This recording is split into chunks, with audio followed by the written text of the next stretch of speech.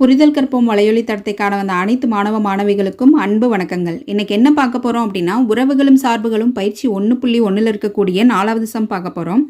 ஏக்குரிய கணம் 5,6, பிக்குரிய கணம் 4, 5, 6, சிக்குரிய கணம் 5, 6, 7 எனில் A cross A equal to B cross B வெட்டு சி கிராஸ் சி என காட்டுக அப்படின்னு கொடுத்துருக்காங்க. நம்ம இந்த மாதிரி ஈக்குவேஷன்ஸ் கொடுத்தா இடது பக்கத்தை எடுத்து சால்வ் பண்ணிக்கணும், அதுக்கப்புறம் வலது பக்கத்தை எடுத்துக்கணும். இப்போ நம்ம இடது பக்கத்தை எடுத்துக்கலாம்.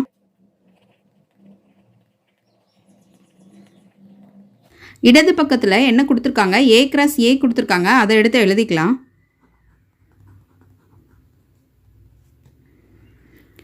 ஏ தானே கொடுத்துருக்காங்க, அப்போ அதுக்குரிய கணத்தை எடுத்து எழுதிக்கலாம். என்ன கொடுத்துருக்காங்க, 5,6 இடையில கிராஸ் இருக்குது, அதை அப்படியே எடுத்து எழுதிக்கலாம். மறுபடியும் ஏ தான் கொடுத்துருக்காங்க, அதனால் ஏக்குரிய கணத்தவே எடுத்து எழுதிக்கலாம்.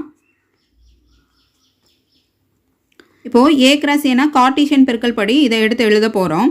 எப்படி எழுதணும், முதல் கணத்தில் இருக்கக்கூடிய ஒரு உறுப்பை எடுத்து பக்கத்தில் இருக்கக்கூடிய கணத்தில் ஒவ்வொரு உறுப்புகளோடையும் சேர்த்து எழுதணும்.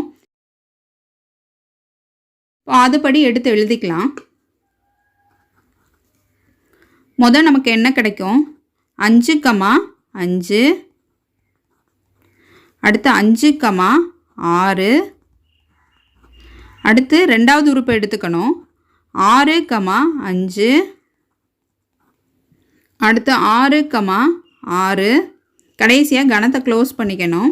இப்போ நம்ம கண்டுபிடிச்சிருக்கக்கூடியது ஏ கிராஸ் ஏ. இடது பக்கம் ஏ கிராஸ் ஏ மட்டும்தான் கொடுத்துருந்தாங்க, அதை கண்டுபிடிச்சாச்சு. அதை நம்ம சமன்பாடு 1ன்னு எடுத்துக்கலாம்.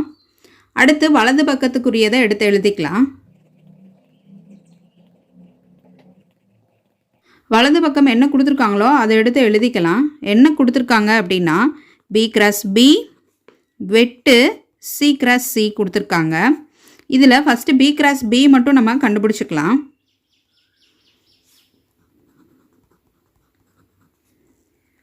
பிக்குரிய கணம் என்ன கொடுத்துருக்காங்க அப்படின்னா 4,5,6 இடையில இருக்கக்கூடிய கிராஸ் எடுத்து எழுதிக்கலாம். மறுபடியும் பி தானே கொடுத்துருக்காங்க, அதனால் பிக்குரிய கணத்தவே அப்படியே எடுத்து எழுதிக்கலாம். இதுவுமே கார்ட்டீசியன் பெருக்கல் படி எழுத போகிறோம். இப்போது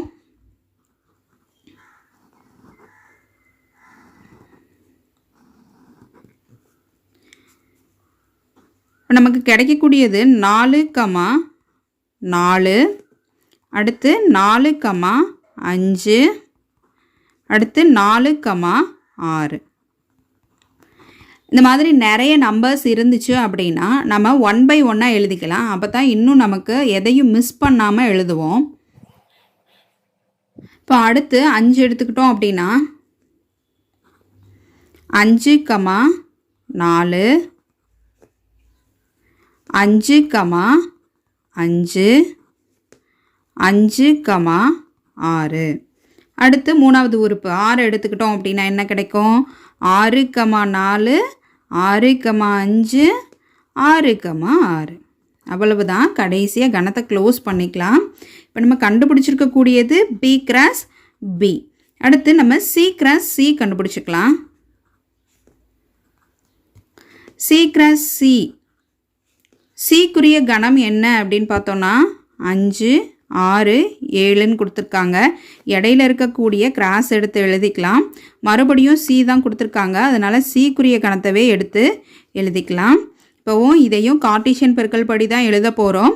அப்போது இதில் இருக்கக்கூடிய ஒரு உறுப்பை எடுத்து பக்கத்தில் இருக்க கணத்தில் இருக்கக்கூடிய அனைத்து உறுப்புகளோடையும் சேர்த்து எழுதணும். அப்படி எழுதினோன்னா நமக்கு கிடைக்கக்கூடியது 5,5 5,6 5,7 அடுத்து ரெண்டாவது இருக்கக்கூடிய உறுப்பு எடுத்து எழுதுவோம். ரெண்டாவது 6 கொடுத்துருக்காங்க, அப்போது என்ன கிடைக்கும், 6,5 6,6 அடுத்து 6,7 அடுத்து பார்த்தோன்னா 7,5 7,6 7,7 அவ்வளவுதான். கடைசியாக கணத்தை க்ளோஸ் பண்ணிக்கலாம். இப்போ நம்ம கண்டுபிடிச்சிருக்கக்கூடியது சி கிராஸ் சி. நமக்கு கொடுத்துருக்கக்கூடிய வலது பக்கம் என்ன அப்படின்னா பி கிராஸ் பி வெட்டு சி கிராஸ் சி தான் கொடுத்துருக்காங்க. நம்ம பி கிராஸ் பி வெட்டு சி கிராஸ் சி அப்படின்னு கொடுத்துருக்காங்க. ரெண்டுலேயுமே பொதுவான நம்பர்ஸை எடுத்து எழுத போகிறோம். வெட்டு அப்படின்னா பொதுவான நம்பர்ஸை மட்டும்தான் எடுத்து எழுதணும். அப்படி பார்த்தோன்னா பி கிராஸ் பிலையும் சி கிராஸ் சிலையும் நமக்கு என்ன பொதுவாக இருக்குது அப்படின்னு பார்க்கலாம். பி கிராஸ் பியில் 4,4 4,5 4,6 இருக்கு இல்லையா, அதில் 4க்குரிய வரிசைகள் எதுவுமே இல்லை. அப்போ அந்த நம்பர்ஸ் வராது. 5,4 5,5 5,6 கொடுத்துருக்காங்க. இங்கே பாருங்கள் 5க்குரிய வரிசைகள் இருக்குது, அதில் பார்க்கலாம் எது எது இருக்குன்னு. 5,5 5,6 இது ரெண்டுமே இங்கே இருக்குது. 5,7 இல்லை. இப்போ அடுத்து 6,4 கொடுத்துருக்காங்க. 6,4 இங்கே இல்லை. இங்கே 6,5 6,6 இது ரெண்டுமே இங்கே இருக்குது. 7க்குரிய வரிசைகள் இங்கே இருக்குது, ஆனால் இங்கே இல்லை. அப்போ இந்த 4 உறுப்புகள் மட்டும்தான் பொதுவானது. அப்போ அந்த பொதுவான உறுப்புகளை எடுத்து எழுதிக்கலாம். என்னென்ன? 5,5 அடுத்து இங்கே இருக்கக்கூடியது 5,6 அடுத்து 6,5 அடுத்து 6,6 இதெல்லாம் தான் நமக்கு கிடைச்சிருக்கக்கூடிய பொதுவான உறுப்புகள். கடைசியாக கணத்தை க்ளோஸ் பண்ணிக்கலாம். இப்போது வலது பக்கம் என்ன கொடுத்துருக்காங்களோ அதை நம்ம கண்டுபிடிச்சாச்சு. அதை சமன்பாடு 2 அப்படின்னு சொல்லி எடுத்துக்கலாம். இப்போ சமன்பாடு 1 2 ஈக்குவலாக இருக்கா அப்படின்னு நம்ம பார்க்கணும். இப்போ பார்த்தோம் அப்படின்னா இங்கே நம்ம இடது பக்கம் கண்டுபிடிச்சிருக்கோம். இங்கே என்ன இருக்குது? 5,5 5,6 6,5 6,6 4 உறுப்புகள் இருக்குது. இங்கே பாருங்கள், நம்ம கண்டுபிடிச்சிருக்கக்கூடிய வலது பக்கத்தில் பார்த்தோம் அப்படின்னா இங்கேயும் 5,5 5,6 6,5 6,6 ரெண்டும் ஒரே மாதிரி தான் இருக்குது. அப்போ கடைசியாக நம்ம என்ன எடுத்து எழுதணும் அப்படின்னா சமன்பாடு 1 மற்றும் 2லிருந்து அவங்க என்ன ஈக்குவேஷன் கொடுத்துருக்காங்களோ அதை அப்படியே எடுத்து எழுதிக்கலாம். A cross A equal to B cross B வெட்டு சி கிராஸ் சி என்பது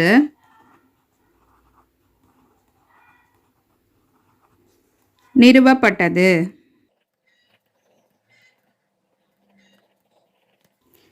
அவ்வளவுதான், இந்த சம் முடிஞ்சுது.